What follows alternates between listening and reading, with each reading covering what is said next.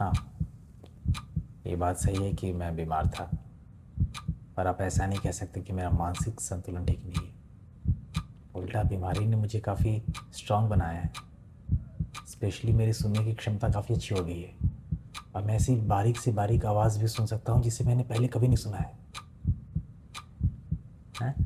हाँ, मैं आपको बताता हूँ ये सब कैसे शुरू हुआ। आप खुद ही बताना कि मेरा दिमाग कितना शार्प है। मैं आपको एग्जैक्टली तो नहीं बता सकता कि ये आइडिया मेरे दिमाग में पहली बार कब आया। मैं ना उस बूढ़े से कोई ऐसा दुश्मनी पाल के नहीं बैठा था। मैं उसे पसंद करता था। ना मेरी नज़र उसकी धन संपत्ति पे थी, उसकी बस वो गिद्ध जैसी आंखें थी ना, वो मुझे परेशान करती थी। वो आंखें जो जानवरों के मरने का इंतज़ार करती रहती है और उनके मरने के बाद उसके लाश को नोच नोच के खाना शुरू कर देती है। बूढ़े की वो गिद्ध जैसी आंखें जब मुझे देखती थी ना, तो मेरे शरीर का पूरा खून जैसे ठंडा पड़ जाता था। तो मैंने एक दिन डिसाइड कर लिया कि नहीं, मुझे उस बूढ़े को मारना होगा और उन गिद्ध जैसी जो आंखें हैं ना, उसको हमेशा के लिए बंद करना होगा। तो मैं पागल हूँ? पागल आदमी कोई प्लान नहीं बना सकता। मैं बताता हूँ मैंने कितना बढ़िया प्लान बनाया था। मैं उस पूरे हफ्ते ना बूढ़े से काफ़ी प्यार से रहा। मैं हर रात करीब 12 बजे के आसपास उसके कमरे में मैं जाता, धीरे से उसका दरवाज़ा खोलता, पहले अपना हाथ अंदर ले जाता, फिर अपना सर। मेरे हाथ में एक टॉर्च रहता था जिसके ऊपर मैंने कपड़ा डाल रखा था, किसी की रोशनी बाहर ना जाए, और अंदर चला जाता और साइड में जाके खड़ा हो जाता और इंतज़ार करता। कुछ देर बाद टॉर्च से हल्का सा कपड़ा, बस थोड़ा सा हटाता, ताकि रोशनी सीधा बूढ़े के गिद्ध जैसी आंखों पे जाए। हमेशा बूढ़े की वो गिद्ध जैसी आंखें ना बंद रहती थी। मेरे लिए बूढ़े को मारना ज़रूरी नहीं था, ज़रूरी था उसकी वो गिद्ध जैसी आंखें थी ना, उसको मारना। फिर अगले दिन सुबह मैं बूढ़े के पास जाता, बहुत बड़े प्यार से उससे पूछता, आपको नींद अच्छी आई ना? कमाल था ना। वो सोच भी नहीं सकता था कि हर रात जब वो सो रहा होता है, मैं वहाँ उसके कमरे में होता हूँ। तो अब 8वीं रात मैं पहले से ज़्यादा सतर्क था। मैं उसी तरीके से उसके कमरे में गया। फिर मुझे लगा कि उससे कुछ आभास हुआ है। उसने करवट बदली और बेड पर बैठ गया और आवाज़ दी, कौन है वहाँ? आपको लग रहा होगा कि मैं डर गया। चुपचाप चुपचाप खड़ा रहा, 1 घंटे 1.5 घंटे तक चुपचाप खड़ा रहा। बूढ़े का डर बढ़ता जा रहा था। वो समझ चुका था कि कमरे में कोई तो है। वो मुझे देख नहीं सकता था पर महसूस कर सकता था। अब वो रोने लगा। फिर मैंने अपने टॉर्च से कपड़ा हटाया। जब रोशनी बूढ़े की आंख पे पड़ी, उसकी आंखें खुली हुई थी। मेरा गुस्सा बढ़ गया। उसकी वो गिद्ध जैसी आंखें मुझे घूर रही थी। मेरा खून फिर से ठंडा पड़ गया।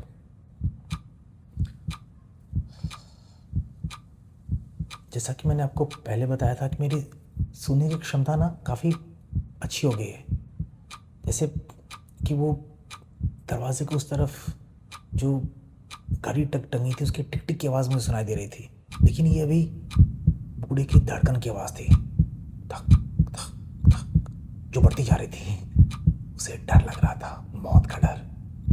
धक धक धक, उसकी धक धक की आवाज़ बढ़ती जा रही थी, बढ़ती जा रही थी। उस बढ़ती आवाज़ के साथ मेरा डर भी बढ़ रहा था, क्योंकि मुझे लग रहा था कि ये आवाज़ इतनी तेज़ हो गई कि कोई बाहर सुन ले। इसलिए मैं बूढ़े के पास गया, चादर उठाया, उसको मुंह पे दबा दिया। मर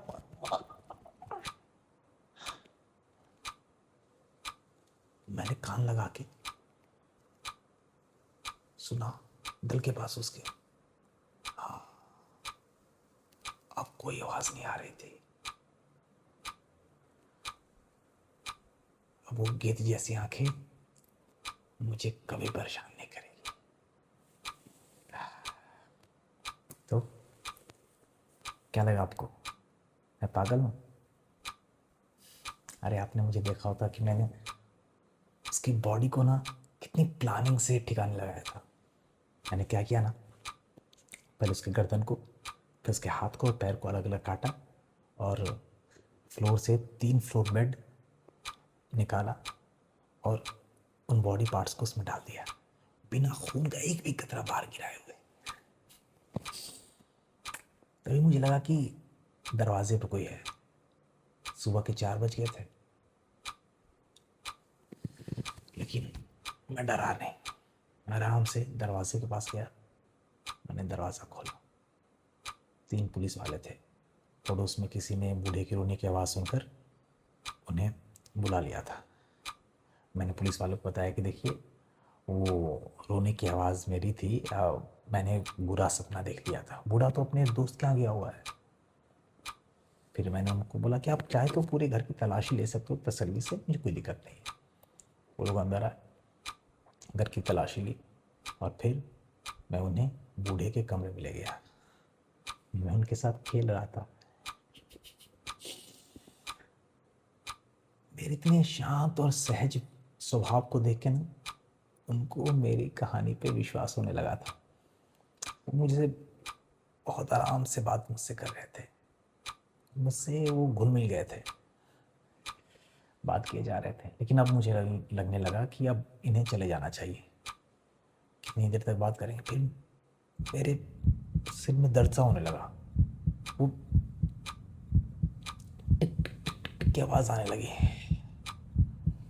मैं उनसे तेज़ तेज़ बात करने लगा, ज़ोर ज़ोर से, ताकि वो आवाज़ दब जाए। मैं बात करने लगा, पर ये वो टिक टिक की आवाज़ और बढ़ती जा रही थी, बढ़ती जा रही थी।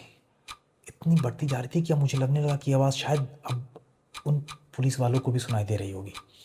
लेकिन वो लोग हंसते हुए स्माइल के साथ मुझसे बात किए जा रहे थे। मैं समझ गया, वो पुलिस वाले अब मेरे साथ खेल रहे हैं। वो टिक टिक टिक टिक कितनी की आवाज़ इतनी तेज़ हुई कि मुझे घुटन होने लगी थी। मुझसे रहा नहीं किया और मैंने उन पुलिस वालों को बता दिया कि हाँ, मैं नहीं मारा उस बूढ़े को, उसकी लाश वहाँ फ्लोर के नीचे है, रखी हुई है। लेकिन उसकी धड़कन अभी तक बंद क्यों नहीं हुई? वो अभी तक क्यों धड़क रही है?